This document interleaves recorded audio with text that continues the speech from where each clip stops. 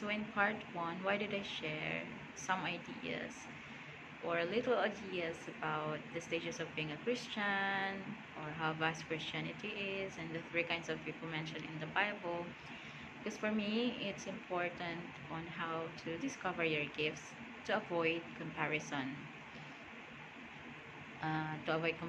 from other believers. And for example, there are denominations that are used by God mightily through the work of the Holy Spirit in this kind of area, but you cannot see it on other denominations.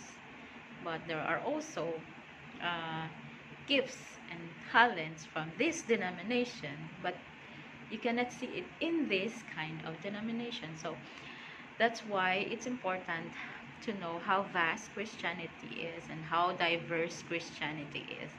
And we should have that kind of idea, that kind of truth, so it can help us to discover the gifts that we have.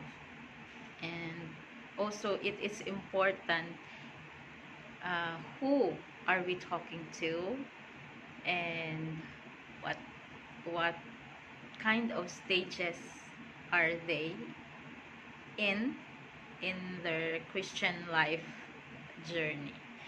So yeah, that's my thoughts in knowing a specific truth on how to discover your gifts. And if you don't know that there are stages in Christian life, if you don't know that there are 3 kinds of people mentioned in the Bible, you will easily judge a believer.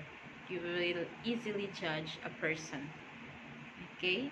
So because we can actually tell that that kind of people is matured like that, but then in this area he fails, so something like that.